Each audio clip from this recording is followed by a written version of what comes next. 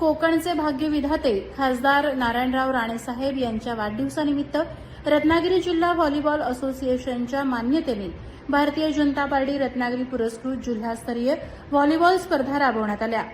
जिल्हाध्यक्ष प्रशांत यादव यांच्या मार्गदर्शनाखाली स्वाभिमान चषक 2026 चे रत्नागिरी शहरामध्ये आयोजन करण्यात आले होते। लक्ष्मी चौकामध्ये झालेल्या या स्पर्धेचे उपनगराध्यक्ष समीर तिवरेकर यांच्या हस्ते छत्रपती शिवाजी महाराज यांच्या पुतळ्याला पुष्पहार अर्पण करून आणि मैदान पूजन करून उद्घाटन करण्यात आले। या स्पर्धेला जिल्हाभरातून अनेक संघ उपस्थित होते।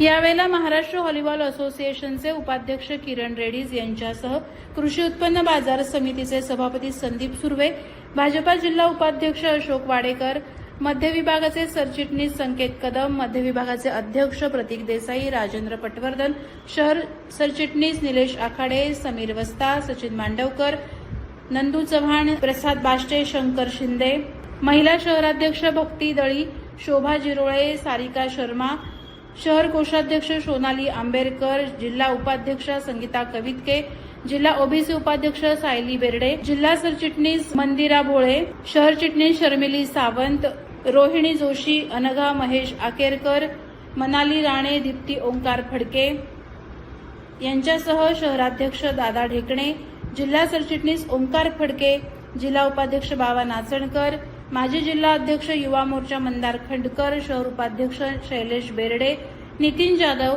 यांच्यासह भाजपाचे पदाधिकारी आणि कार्यकर्ते मोठ्या संख्येने उपस्थित होते।